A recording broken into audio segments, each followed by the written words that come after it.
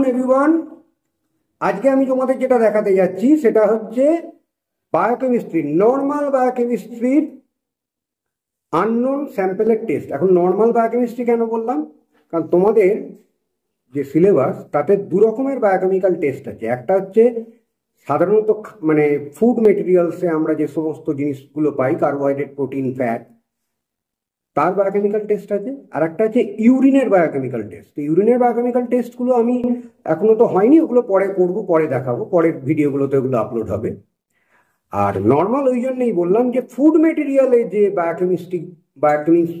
Biochemical জিনিসগুলো থাকে আর কি, বায়োকেমিক্যাল কম্পাউন্ড, কার্বোহাইড্রেট, প্রোটিন বা ফ্যাট, তার যে বায়োকেমিস্ট্রি তার টেস্টগুলো বিগত 4টে ভিডিও আমি দেখিয়েছি। এখন পরীক্ষার সময় তো তোমাদের ওইভাবে দেবে না, পরীক্ষার সময় তোমাকে প্রোটিন বলে দেবে না, তোমাকে একটা হাতে একটা টেস্ট টিউবে একটা সলিউশন গুলিয়ে ধরিয়ে দেবে। তোমাকে এবার টেস্ট করে বুঝতে হবে যে তার মধ্যে কি আছে। কার্বোহাইড্রেট, তো কার্বোহাইড্রেট হলে সেটা মনোস্যাকারাইড, না সেটা ডাইস্যাকারাইড, না সেটা স্টার্চ, না ফ্রুক্টোজ, গ্লুকোজ, এই সমস্ত ব্যাপারগুলো, না লিপিড, না প্রোটিন, কি আছে আননোন স্যাম্পল হিসেবে তোমাকে ধরিয়ে দেবে। এবার তুমি হয়তো বায়োকেমিক্যাল টেস্টটা করবে, সে তো বায়োকেমিক্যাল টেস্টগুলো তোমরা দেখেছো, তুমি করবে, কি করে করবে তার থেকেও বড় কথা হচ্ছে তোমাদের পরীক্ষার সময় খাতাতে লিখতে হবে। এই লেখাটা কিন্তু আরো ইম্পর্টেন্ট, কারণ তুমি এতদিন পর্যন্ত যেরকম লিখে এসছো বায়োকেমিক্যাল টেস্টগুলো, অর্থাৎ তুমি লিখেছো কার্বোহাইড্রেটের টেস্ট অফ কার্বোহাইড্রেট বলে, তাতে বেনেডিক্ট টেস্ট বলে তার 3টে কলাম করেছিলে, ঠিক আছে, পরীক্ষা, পর্যবেক্ষণ, সিদ্ধান্ত, অর্থাৎ এক্সপেরিমেন্ট, অবজারভেশন, ইনফারেন্স। ওকে, তো এক্সপেরিমেন্টে তুমি প্রথমে লিখলে বেনেডিক্ট টেস্ট, তাহলে লিখলে যে এরকম এত এমএল বা এত ড্রপ স্যাম্পেল নিলাম, তার মধ্যে এত এমএল বেনেডিক্ট সলিউশন মেশালাম, হিট করলাম, করে অবজারভেশনে লিখলে কালারের এরকম চেঞ্জ হলো, তাহলে ইনফারেন্সে লিখলে কার্বোহাইড্রেট, মনোস্যাকারাইড, গ্লুকোজ বা ফ্রুক্টোজ এগুলো প্রেজেন্ট। কিন্তু এই আননোন স্যাম্পেলের ক্ষেত্রে কিন্তু এইভাবে লেখাটা হবে না, এর লেখাটাই হচ্ছে ইম্পর্টেন্ট। সেই জন্যে প্রথমে তোমাদের দেখাচ্ছি আননোন স্যাম্পেলে তোমরা কি করবে, কি করে প্রথমে তোমরা ধরবে যে কি আছে, টেস্টটা করতে হবে, তারপরে তার লেখাটা। তো দুটোকে সাইড বাই সাইড আমি বলে যাব। এইখানে দেখো আমি 6টা টেস্ট টিউবে 6 রকম স্যাম্পেল নিয়েছি। ওপরে লিখে দিয়েছি G for glucose, A for fructose, sucrose, starch, lipid, protein, ঠিক আছে। কালারগুলো ভালো করে খেয়াল করো। তুমি গ্লুকোজের যেটা দেখছো সেটা দেখো ক্লিয়ার সলিউশন, আমি যার জন্য সাদার ব্যাকগ্রাউন্ডে রেখেছি। ফ্রুক্টোজে সামান্য ইয়েলোইশ ভাব, সুক্রোজে ক্লিয়ার সলিউশন। স্টার্চ তোমাকে যদি ডাইলিউট করে দেয়, আমি প্রথম বায়োকেমিস্ট্রি টেস্ট যখন করেছিলাম তা স্টার্চের, তখনই বলেছিলাম যে ভাতের ফ্যান যেটা আমরা নিই, মানে রাইস জুস, সেটা যদি ঘন অবস্থায় থাকে তাহলে একটু ওপেক কালার দেখাবে, কিন্তু যদি সেটা লাইট করে দিই, ডাইলিউট করে দিই, তাহলে কিন্তু সেটা এই রকম দেখাবে, পুরো ক্রিস্টাল ক্লিয়ার। আর তারপরে দিয়েছি লিপিড, সেটাও একটু ইয়েলোইশ, যেহেতু অয়েল আছে, অনেক ক্ষেত্রে অয়েল কিন্তু সাদাও হবে, ধরতে পারবে না। আর তারপরে আছে প্রোটিন, সেটাও দেখো ডাইলিউট সলিউশন, সেটাও কিন্তু সাদা। ওকে, এবারে তুমি বায়োকেমিক্যাল টেস্ট করে তোমার হাতে এরকম একটা স্যাম্পেল ধরিয়ে দিল, তোমাকে এই ওপরের লেখাগুলো কিন্তু দেবে না, ঠিক আছে, এরকম জাস্ট টেস্ট টিউবে এরকম একটা স্যাম্পেল ধরিয়ে দিল। তোমাকে বুঝতে হবে কি করে এটা কি আছে সেটা তোমাকে ধরতে হবে, তারপরে কি করে লিখবে সেটা তোমাকে বলছি। এইখানে বায়োকেমিক্যাল টেস্টগুলো একটা ট্রিক্স শেখাচ্ছি। বায়োকেমিক্যাল টেস্টগুলো তো তোমরা তো করবে, টেস্টগুলো যেমন আছে বিভিন্ন জিনিসের, অর্থাৎ কার্বোহাইড্রেট, প্রোটিন, ফ্যাটের, সেটা তো আছেই। একটা জিনিস দেখিয়ে দিচ্ছি, যেটা দেখে নাও, যাতে তোমরা খানিকটা আগে থেকেই বুঝতে পারবে যে কি আছে। ধরো এই যে স্যাম্পেলগুলো, গ্লুকোজ আছে বলো, বা ফ্রুক্টোজের কালারটা একটু ইয়েলোইশ হয়, গ্লুকোজ বলো, সুক্রোজ বলো, স্টার্চ বলো, বা ওইদিকে প্রোটিনটা দেখালাম, সবকটাই পুরো ক্রিস্টাল ক্লিয়ার সলিউশন। তাহলে প্রথমে তোমাকে আগে দেখতে হবে যদি স্যাম্পেলটা কালারটা যদি দেখো একটু ইয়েলোইশ, তাহলে আইদার ফ্রুক্টোজ অর অয়েল। অবশ্য অয়েল অনেক সময় বললাম সাদাও হয়, এই অয়েলটা একটু পুরনো হয়ে গেছে বলে একটু ইয়েলোইশ হয়েছে, কিন্তু অনেক সময় যদি একদম তুমি কোকোনাট অয়েল সবে মাত্র দোকান থেকে কিনে নিয়ে আসো এবং টেস্ট টিউবে নাও, দেখবে সাদা, তো ধরতে পারবে না। তো কালারটাই কিন্তু অতটা ভালো যাবে, বোঝা যাবে না, তবু আমি বললাম একটা কালারটা দেখে খানিকটা ধরতে পারবে হয়তো। হয়তো যদি ঘন সলিউশন দেয় তাহলে স্টার্চ এবং প্রোটিন একটু ওপাসিটি দেখাবে, একটু ঘোলাটে ধরনের কালারটা দেখাবে, ওপেক কালার। এরপরে যেটা করবে সেটা দেখাচ্ছি, হচ্ছে স্মেল টেস্ট। অর্থাৎ কিচ্ছু না, তুমি জাস্ট সলিউশনটাকে নেবে, গন্ধ শুকবে, দেখবে এরকম করে যদি তুমি গন্ধ শুকে যাও, তুমি গ্লুকোজে, ফ্রুক্টোজে, সুক্রোজে এবং স্টার্চে কোনো গন্ধ পাবে না, নো ওডার। লিপিড যদি নিয়ে তুমি একটুখানি গন্ধ নাও, তাহলে যে তেলের, নারকেল তেল হলে বা অন্য কোনো তেল যদি হয়, মানে কোকোনাট অয়েল বাইয়ে তেলের যেমন একটা গন্ধ হয়, সেরকম একটা গন্ধ পাবে। আর প্রোটিনের সলিউশন নিয়ে যদি তুমি শোঁকো, তাহলে প্রোটিনের একটা আঁশটে গন্ধ এটা তুমি পাবে। প্রোটিনের যেমন একটা আঁশটে গন্ধ হয়, ঠিক সেইরকম গন্ধটা কিন্তু তোমরা পাবে। এবারে হচ্ছে তাহলে খানিকটা বুঝতে পারবে যে এটাতে প্রোটিন প্রেজেন্ট আছে না নেই, আঁশটে গন্ধটা পেলেই খানিকটা বুঝতে পারবে। এবার ধরো তোমার গন্ধটা পেলে না, তোমার সেদিনকে সর্দি হয়েছে, নাকটা বোঝা, ঠিক আছে, নাকটা বন্ধ আছে, সর্দি হয়েছে, তুমি গন্ধ শুকে কিছু বুঝতে পারলে না, তাহলে কি করবে? Checking test. নেক্সট সেকিং টেস্টে আমি কি করব, যে কোনো একটা স্যাম্পেলকে ধরে ভালো করে সেক করবো। ইনিশিয়ালি যে কোনো কিছু সেক করলেই দেখো উপরে একটু এফারভেসেন্স আসছে এবং উপরে একটু ফেনা আসছে। আমি সব কটাকেই পরপর সেক করে যাচ্ছি।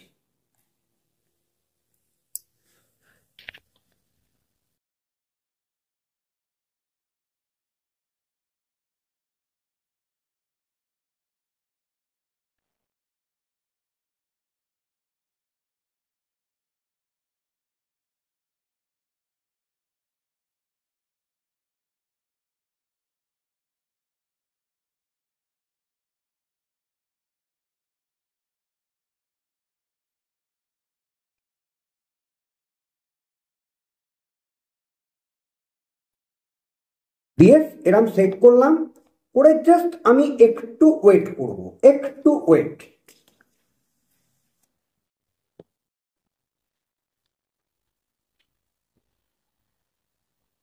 বুঝলি? এবার ভালো করে খেয়াল করে দেখো, গ্লুকোজের এই যে সলিউশনটা, এর এইখানটাতে কোনো ফেনা আছে কি? নেই, ফেনা থাকবে না। আমি বললাম ইনিশিয়ালি খানিকটা ফেনা হবে, কিন্তু তারপরে কোনো ফেনা থাকবে না, ফেনা বা ফোম বা ফ্রথ, ঠিক আছে, ফ্রথ যেটা ফেনাটা, সেটা কিন্তু হবে না। ফ্রুক্টোজেও নেই, সুক্রোজেও নেই, স্টার্চেও নেই, খুব অল্প, স্টার্চে হলেও খুব অল্প একটুখানি ফেনা বা ফ্রথ থাকবে। লিপিডে নেই। প্রোটিনটা খেয়াল করো, এইটাই কিন্তু একটা দুর্দান্ত সাইন যে সলিউশনে প্রোটিন আছে কি নেই। এবং এই যে ফেনা বা ফ্রথটা, এটা কিন্তু এই ফোমটা, এটা কিন্তু সাস্টেনেবল, এটা কিন্তু সাস্টেন করবে। অন্যগুলোর সাময়িকভাবে ঝাঁকানোর পরে সাময়িকভাবে ফেনাটা হলেও ফেনাটা কিন্তু মিলিয়ে যাবে, কিন্তু প্রোটিনের ফেনা কিন্তু মেলাবে না, প্রোটিনের ফেনাটা সাস্টেন করবে। এটাই কিন্তু একটা মারাত্মক সাইন যে তোমার আছে কি না। কিন্তু এর বেসিসে তুমি ফট করে লিখে ফেলতে পারবে না যে সলিউশনে প্রোটিন প্রেজেন্ট। এটা তোমাকে চেনাবার জন্য বললাম, তুমি বায়োকেমিক্যাল টেস্ট না করেই তোমরা চিনতে পারবে।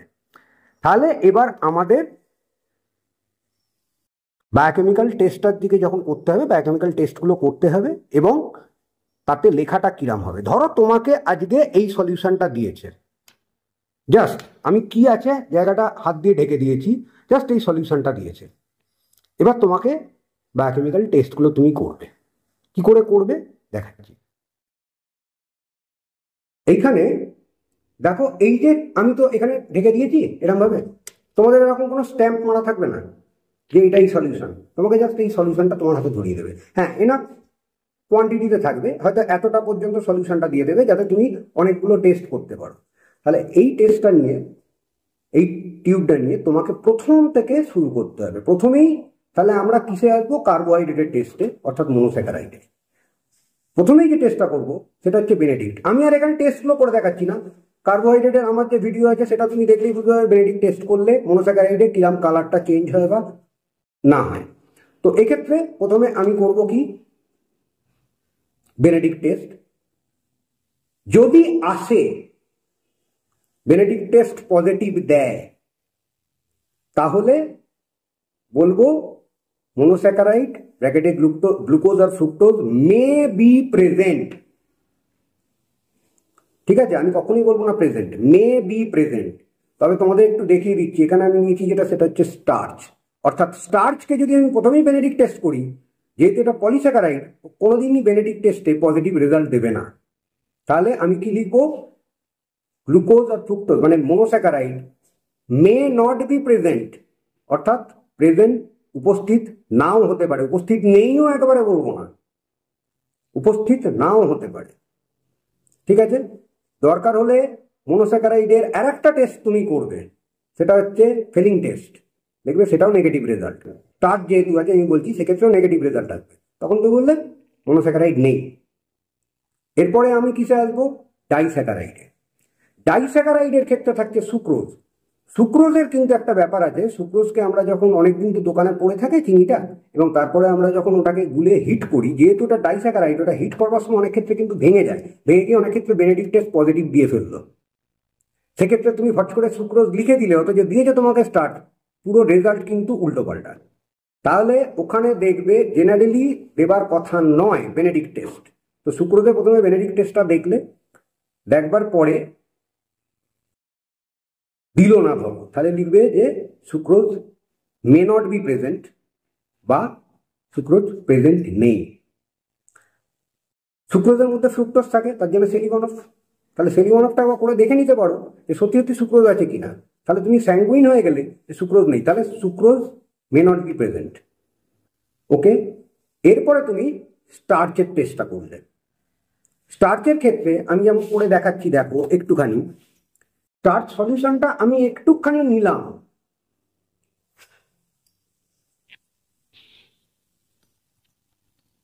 নিয়ে তার মধ্যে আমি একটু আয়োডিন সলিউশন দেবো। ঠিক আছে,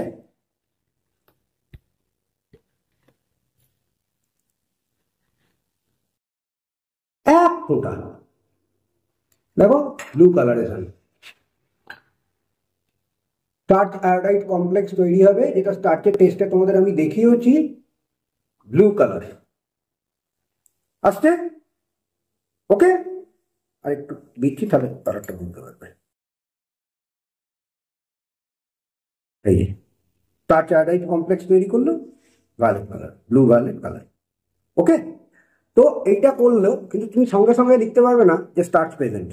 স্টার্চ মে বি প্রেজেন্ট, অর্থাৎ স্টার্চ উপস্থিত হতে পারে, কেননা বাকি তোমার লিপিড আছে না প্রোটিন আছে তুমি এখনো কিন্তু জানো না। এবারে স্টার্চ মে বি প্রেজেন্ট বলে তুমি লিখে দিলে, এবারে তুমি যেটা করবে সেটা হচ্ছে লিপিডের টেস্ট।